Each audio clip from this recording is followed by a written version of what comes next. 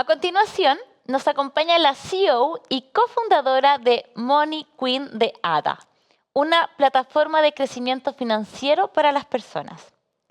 Fernanda Vicente es coautora del libro Las mujeres invierten y ha sido reconocida con el premio Mujer de la Década. Con una sólida trayectoria, también es directora de Scotiabank y cofundadora de Mujeres del Pacífico y Fundación Codea. Adelante, Fernanda. Muchas gracias, Catalina. Como les contó Catalina, mi nombre es Fernanda Vicente y hoy les vengo a hablar de bienestar financiero, algo que yo llamo el bienestar olvidado. Porque si bien todos y todos tenemos muy claro que tenemos que preocuparnos de la salud, independiente de que no lo hagamos, de que tenemos que preocuparnos de alimentarnos bien, de hacer deporte, incluso la salud mental también durante la pandemia fue un problema que se nos hizo muy evidente, el bienestar financiero es algo que hemos dejado un poco de lado y lamentablemente sin bienestar financiero no hay bienestar. Y esta diapo, que debería estar al final de mi presentación, la puse al principio intencionalmente porque mi idea es hoy día invitarlas y invitarlos a hacer una reflexión profunda sobre cómo estamos nosotros trabajando personalmente en nuestro bienestar financiero, pero también el de todas nuestras colaboradoras y colaboradores. Ustedes probablemente conocen esta pirámide, la pirámide de Maslow, muy conocida por las necesidades, pero yo creo que hoy día hay que hacerle una nueva modificación a esta pirámide, porque las necesidades financieras están en las necesidades básicas. Si ustedes piensan, desde el día que nacemos tenemos que pagar para nacer, y hasta que nos morimos tenemos que pagar para morirnos. Por lo tanto, es algo fundamental en la calidad de vida que nosotros tenemos durante todo el proceso de nuestra vida y es algo en lo cual nosotros no ponemos mucha atención, pero nos afecta directamente. Si ustedes piensan que 2 de cada 5 personas apenas llegan a fin de mes, y esto genera problemas financieros que le afecta no solamente su salud física, mental, pero también su desempeño y su rendimiento laboral.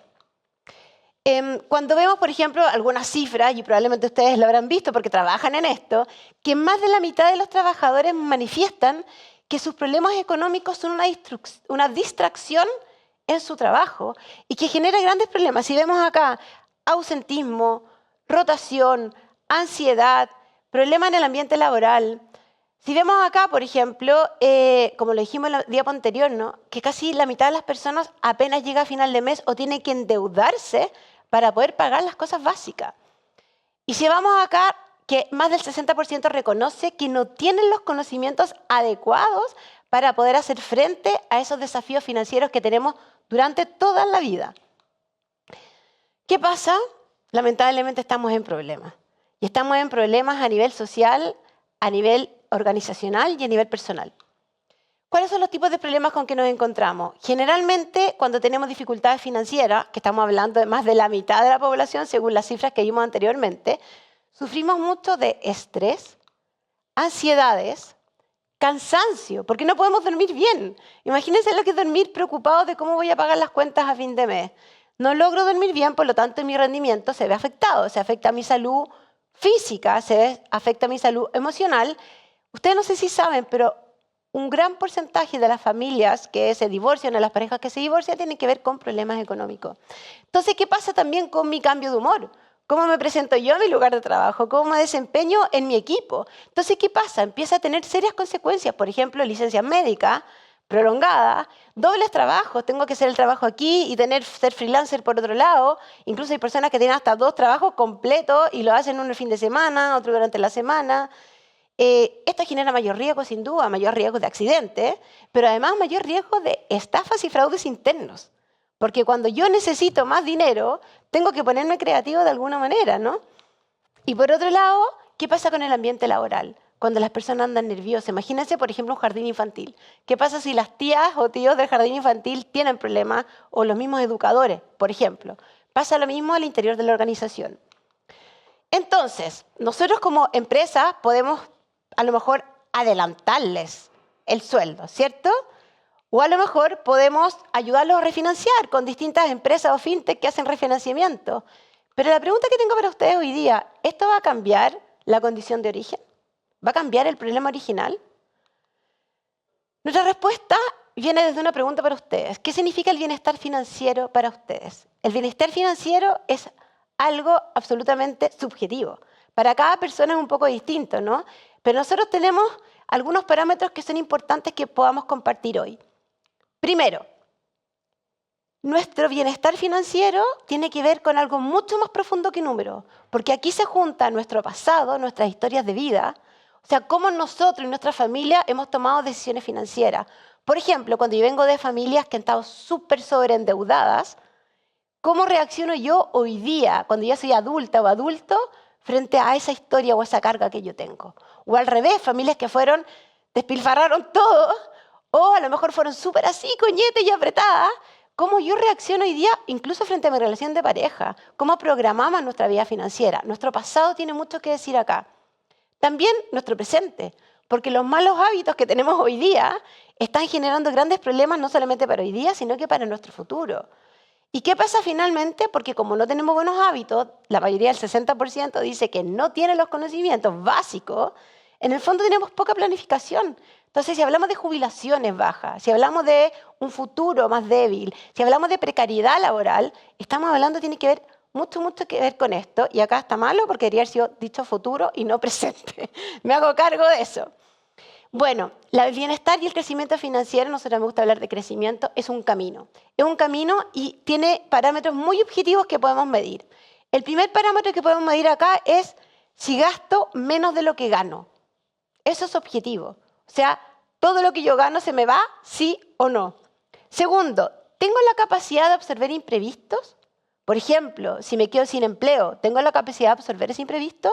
Se echa a perder el refrigerador. ¿Tengo la capacidad de cambiar el refrigerador, que es un elemento básico en mi hogar? ¿Hay alguna enfermedad? ¿Tengo la capacidad de hacerme cargo de eso? Por otro lado, si puedo alcanzar un nivel de deuda sostenible. La deuda por sí no es mala.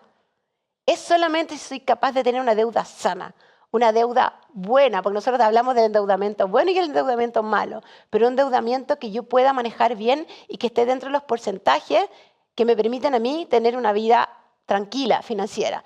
Y por otro lado, si tengo la capacidad de pensar y planear a largo plazo, que tiene mucho que ver con el número 2, ¿no? Y que tiene que ver con lo que hablamos anteriormente. Cuando yo no vivo el día a día, ni siquiera tengo la capacidad de mirar el futuro. Pero nosotros hemos demostrado con nuestro trabajo que hay personas que, por ejemplo, voy a contarles un ejemplo, una mujer que trabaja en una feria artesanal cantando, que es parapléjica. Trabajamos con ella y nos dijo que por primera vez en su vida había tenido un saldo a favor y que eso le había dignificado la vida. O sea, esto no es un problema socioeconómico, esto es un problema transversal. Las personas que ganan más, gastan más.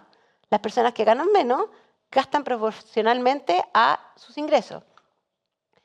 Es por eso que la invitación que les traje hoy día, que les quería compartir, es ser partners en el crecimiento financiero de sus colaboradoras y sus colaboradores. No solamente verlo como un apoyo adicional que podemos darle, sino que verlo como algo core, algo que está en el corazón de lo que hacen ustedes en la labor de su empresa, con cada una de las personas con las que trabajan. Porque nosotros hablamos de cultura financiera y no educación, y aquí viene la parte de la solución, ¿no? Ya les hablé del problema, a mí me gusta hablar siempre de problema, causa, solución. Y ahora vamos a hablar un poco de la cultura financiera y por qué no educación financiera. Y acá hay una gran diferencia, porque la educación se enmarca principalmente en la información, queda en el ámbito de traspasar conocimiento, y hasta ahora ha demostrado no ser exitosa. De hecho, las instituciones financieras, por mandato de su regulador, tienen que hacer educación financiera y lo han hecho durante muchos años, pero hoy día una gran enfermedad que tenemos, como vimos, es el sobreendeudamiento y el no saber cómo manejar la finanza. ¿Y esto por qué? Porque nos faltan estos dos otros componentes. El segundo componente tiene que ver con la conciencia plena y absoluta de todo lo que entra y sale de mi bolsillo. Es lo que nosotros llamamos, no se rían de este concepto, pero del mindfulness financiero. ¿Qué quiere decir tener esta conciencia absoluta de todo lo que yo gasto y todo lo que me ingresa? Porque hoy día el dinero es invisible, ¿cierto? ¿Y qué pasa cuando hay cosas que no veo? No las puedo tocar y no las puedo hacer tangibles. Por lo tanto, me cuesta mucho más ordenarme. Y la tercer componente para realmente tener una cultura financiera que haga un cambio real es hábitos. Es la generación de nuevos hábitos. Por eso la conciencia es importante, porque me permite reflexionar cómo estoy comportándome, para tener la conciencia finalmente de decir, ok, voy a hacer cambio y voy a empezar a trabajar y voy a ocupar mi dinero de una manera distinta y le voy a decir a cada peso dónde debe ir, en vez de preguntarme todos los meses ya dónde fue a parar finalmente, que es lo que ocurre hoy día. Y a mí me gusta decir que las organizaciones en general son como un pequeño Chile. ¿Por qué? Porque cada empresa dentro de su ámbito tiene una diversidad muy rica de personas, de seres humanos con las que trabajan y que de alguna manera el impacto que ustedes puedan crear en cada una de esas personas crea un impacto en la organización general. Imagínense cómo cambia el ambiente laboral cuando las personas tienen, en el fondo, mejor salud, ¿cierto? De alguna manera también mejor salud mental, emocional, física, porque como dijimos nuevamente, todo esto repercute en esos tres ámbitos. Cuando tengo mejora en la calidad de vida, porque hoy día puedo dormir tranquila, porque hoy día sé cuál va a ser mi futuro, porque estoy planificando, porque además el impacto que se genera esto es un impacto no solamente en una persona, sino que en una familia. Nosotros hemos cuantificado que el impacto es 1 a 5, por lo menos, cuando alguien empieza este camino de crecimiento financiero. Y ahí también les invitamos a cambiar un poco las palabras, no bienestar, bienestar es más difícil agarrarlo. Nosotros hablamos de crecimiento porque a todos nos gusta crecer, a todos nos gusta crecer. Por otro lado, ¿cómo cambia la vida de las personas, de las familias, de las organizaciones cuando mejoramos la productividad finalmente, ¿no? Y también la invitación es que cuando nos preocupamos de esto, como les hablé, baja el riesgo final. Baja el riesgo que yo tengo en torno a mi organización.